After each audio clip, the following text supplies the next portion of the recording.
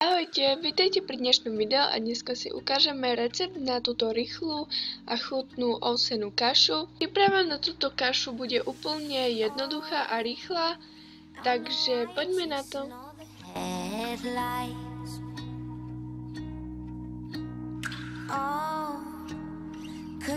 Budeme potrebovať ovsené vločky, banán, vodu a med.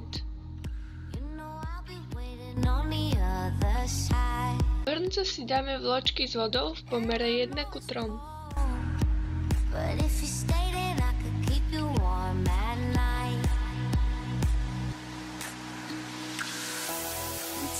Pustíme si plyn a zmes zmiešame. Nemusíte sa báť, že tam je veľa vody a málo vločiek, pretože to počasie zhustne.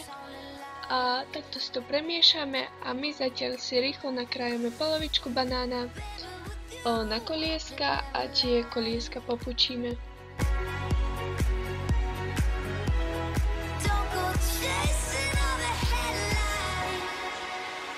Banány máme popučené, tak rýchlo sa vrátime k hrncu a miešame to.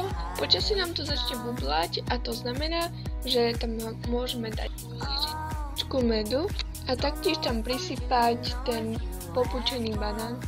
Zmes varíme ešte 5 minút a plyn si dáme slabšie. Všetko krásne, pekne spolu zmiešame.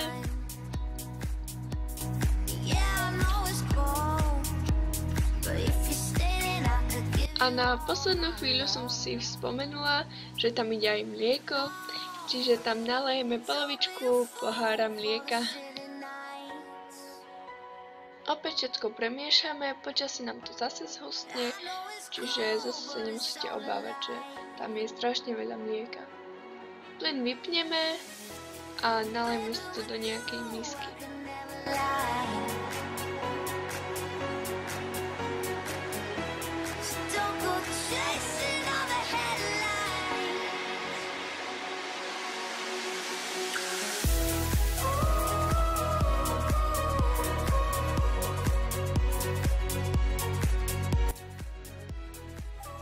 Takto nejako by to malo vyzerať a ja som sa rozhodla, že si to ešte nejak ozdobím, čiže som si tam dala 4 kúsky banánu, posypala to ovsenými vločkami a dal som tam ešte malé kúsky čokolády.